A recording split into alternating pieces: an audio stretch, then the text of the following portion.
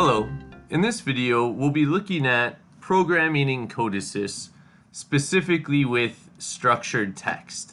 So we're going to be opening up our training project, which we've been using so far in all of our videos.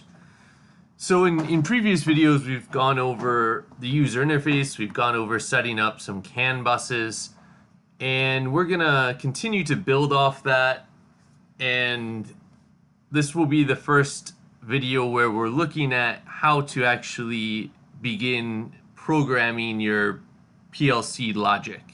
So as I mentioned, in this case there's several different programming languages that you can use with CODESYS, and that's one of the biggest benefits of using CODESYS, is you're not limited to just one type of programming language.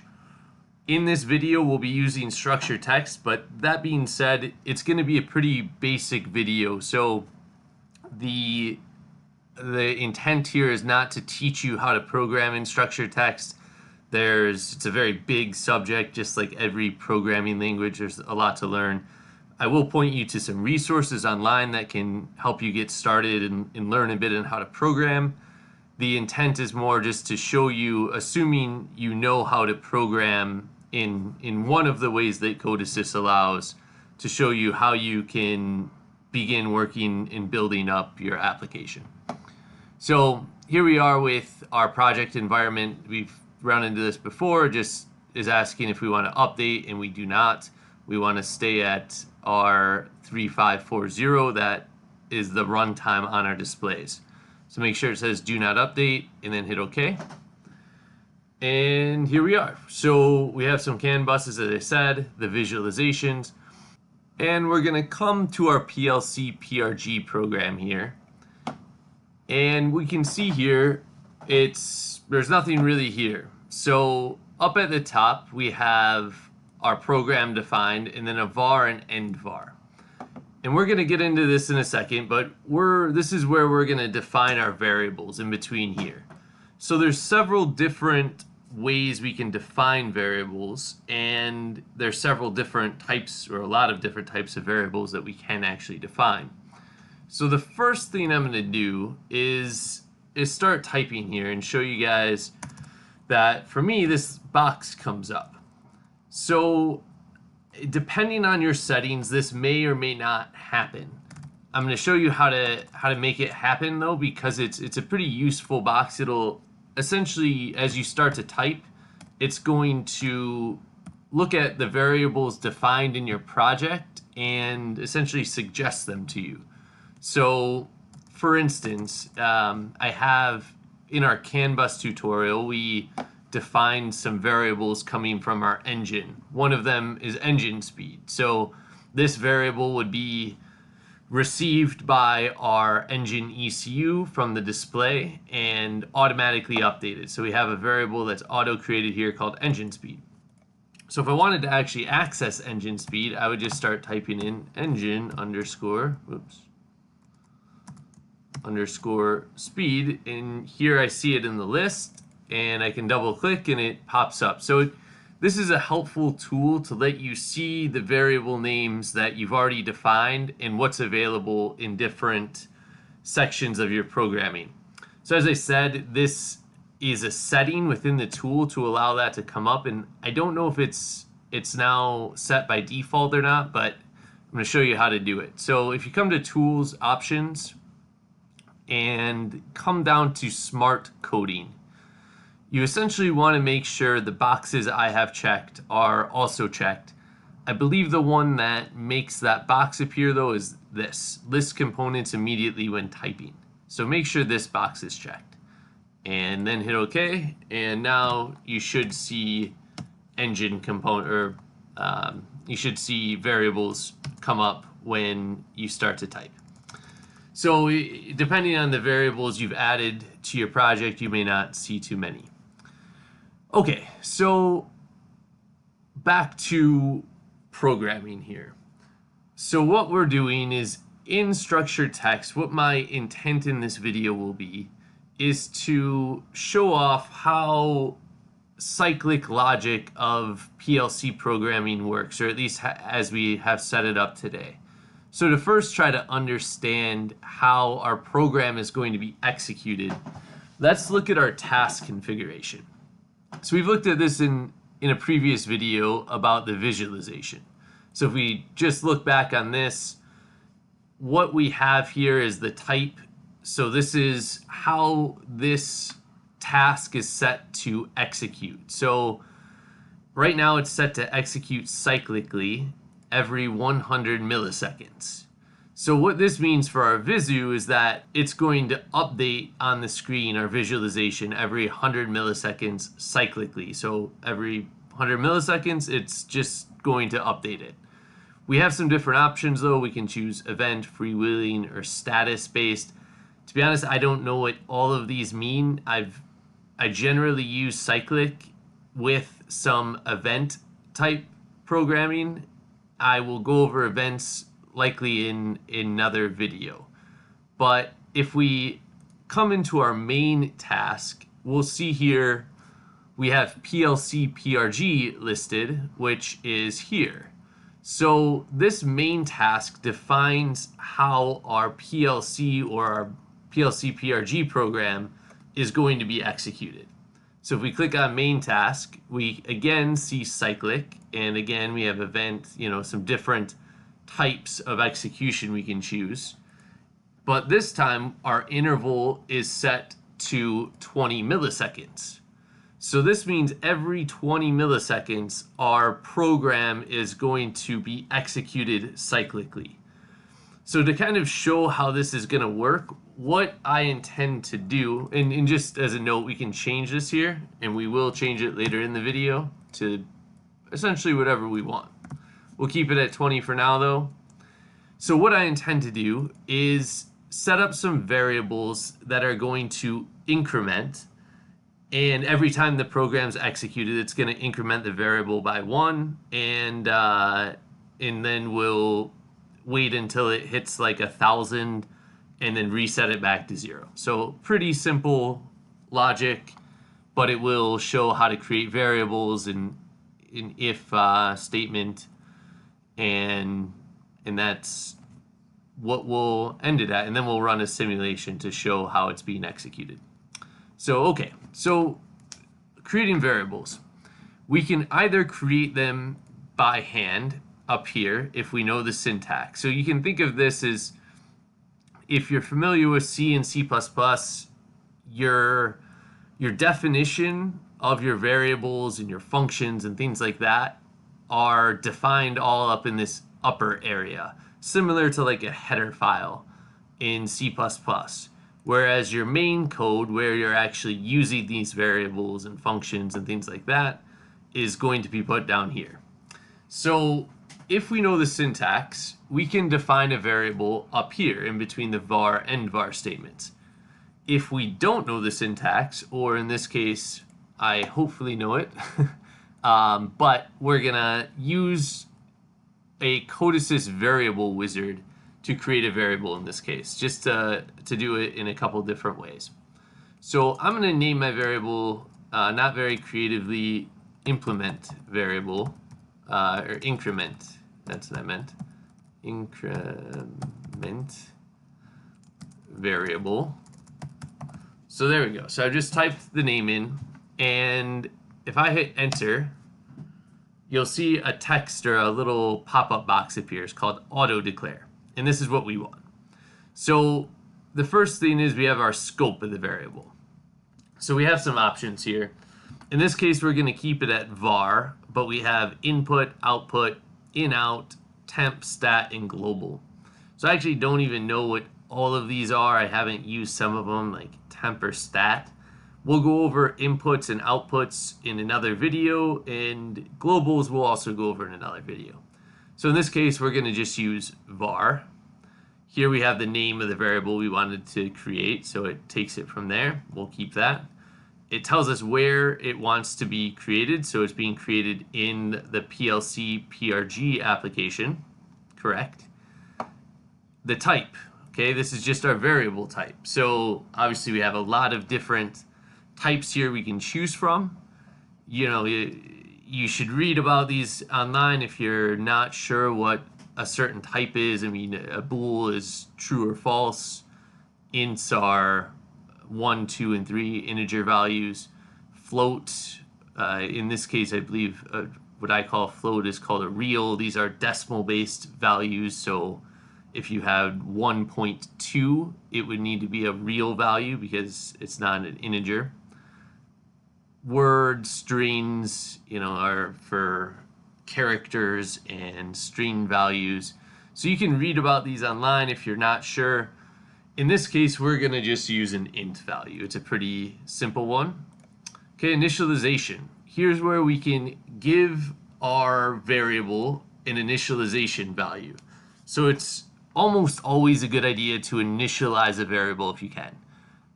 So in this case, we're going to initialize our variable at 0.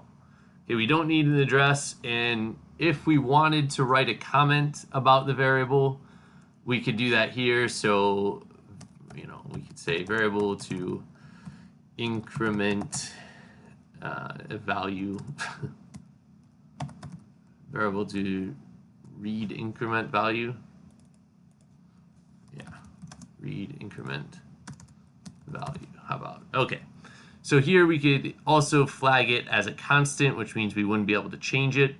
And then retain and persistent we'll go over in other videos, but essentially it allows you to save the variable after a shutdown. So it will retain or persist for the value will persist past the shutdown. So in this case, though, we don't want it to hold its value. We're going to hit OK. Oh, there we go. So I've actually never done that before. So that's kind of helpful. It creates a little comment for you about what the variable does. So you'll see, though, up here, it auto-created a variable for us, that increment variable, and it gives us a comment that says what it's for. Perfect. Okay, and you'll notice the syntax of it too. Increment variable, colon, the variable type, and then colon equals the value. So that colon equals is going to be very important because that's how you set value in CODESYS.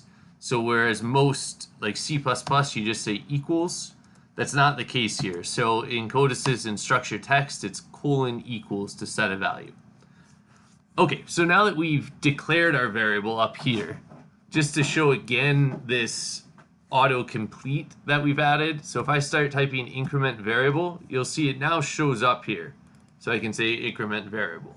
Perfect.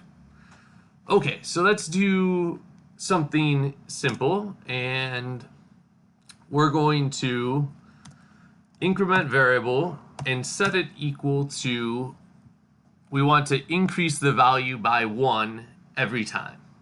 So how we would do this is we need to make the new value of increment variable, we need to take the old value of it and add 1 to it. Okay, and just like C++ and other programming languages, we need a semicolon after. All right, so pretty simple stuff. So all we've done now is every time this program executes, it's going to increment our variable by 1. So our variable starts out at 0. It's going to come down here and execute once, and it's going to say 0 plus 1 and set it back equal to increment variable. So now this is going to be 1. And when it comes and does it a second time, it's going to be 1 plus 1. So now this is going to be equal to 2, and so on and so forth. So let's run this. So we're going to use our simulation mode here, since we don't want to deploy it to a display, and we've talked about simulation mode in the past, so in another video, so there is training on how to do this, so I'm not going to go over it. But needless to say, you click simulation mode there, it shows up down there, and then click login, and we'll see all this. So remember, our timing is set to 20 milliseconds, so we should expect this value to raise very quickly. Okay, so let's see how this works.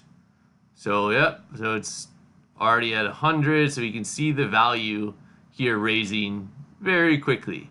Okay, and that's what we expect. I don't know how many seconds have passed, but at 20 milliseconds, we should expect it to raise, what, 50 times a second? So that looks maybe about right. Okay, so let's come down, and we saw how quickly it raised. And that's because every 20 milliseconds, this line of code is being executed. And as I showed before, it starts at 0, and it's just going to add 1 every 20 milliseconds. So let's slow that down. Let's come back to our main task and set it to 1,000 milliseconds. Okay, and we can see how this cyclic task affects our program. So we save it, come back to PLC PRG, go online again, and wait for it to go. So we're online, and we're gonna click start here. And now you see it's much slower. Every 1 second, it is increasing our value by 1. Okay, so this is what the effect of main task has. Okay, so this brings up a couple good points that might be worth mentioning here. So a lot of times you only want to do something once when your program starts. So PLC PRG, we may want to, let's say we did not initialize this variable in our up here. Okay, so all we said is increment variable is an integer. Okay, but we didn't initialize it. So let's say we only want to initialize a variable when the application starts. So to do that, we can write an if statement and use another variable to tell us if it's been executed before. So we'll see if you follow on here. So let's create a second variable and do it by hand this time, since now we have an idea of the syntax that we need. Okay, so we're going to call this variable first time. Okay, and this is going to say whether it's the first execution of this program for our project. Okay, and we're going to make this a bool. Okay, because first time is either going to be true or false, or 1 or 0, depending on if it's the first time, it's a 1. If it's not, it's a 0. You know, if it's the first time, we'll say true. If it's not, false. Okay, so first time colon bool colon equals, and then we're gonna initialize it to true. Okay, so it's initialized to true here because we want our first time variable to be true, and then we're gonna come down here and set it to false. So this is gonna be our first introduction to a if statement. Okay, so there are a lot of different statements. You know, every main programming conditional or loop you can do in CODESYS. The syntax is a lot of times different. So again, I'm not going to go over the syntax of every piece of code that you can do. At the end of this video, I will point to some online information though. And I may get this syntax wrong, so bear with me. So if, and then we're going to say first time. So, and I could see the variable pop up, so I'm typing first time. And I want to say, well, so because it's a bool variable, we don't need to say, you know, if we wanted to be explicit, we could say true here. But I don't think this is the right syntax for, I think that might work. We'll see. All right, and then we say then, and if is auto created for us. So now in here, we can take our increment variable and initialize it to any value we want. Okay, so let's initialize it to 100. Okay, and then after we initialize our variable, we want to set first time equal to false. Okay, so let's try this. Let's go online. We're going to say login with download. And we did not get an error, so that's good. So before we even start, we can see the values of our variables here. So increment variable actually auto-initialized to a value of 0 since we didn't do it ourselves. But we can see our first time is given true. And there we go. So now let's run it. Okay, so there. So the first time was true. So it's going to hit the first time it executes, it hits this if, and it says if first time is equal to true, which it was, then it does this. So it initializes our increment variable to 100 and then sets our first time to false. Okay, so every other loop through this, our first time is still false because after the first time this executed or initialized, we changed it to false. So this part is never going to be executed again. And you can see that because if it was, we would set it back to 100. But you'll see every second it's incrementing the value by 1 as we expect. Okay, so that is nearing the end of this, I would say. Let's stop it and do one final thing. So we're going to set up one last if statement, and we can sort of copy the syntax we did here, but let's make it so when increment variable hits 200, we'll say, we want to reset it back to 0. Okay, so increment variable is equal to 200. Then let's make increment variable, and we're going to set it.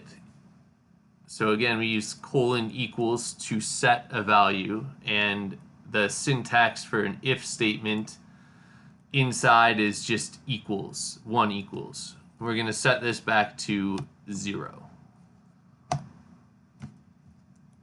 Okay, so that should do it. So when this hits 200, we want it to set back to 0. So I don't want to sit around and make this video go forever by waiting 200 seconds for this to happen. So I'm going to increase our time here.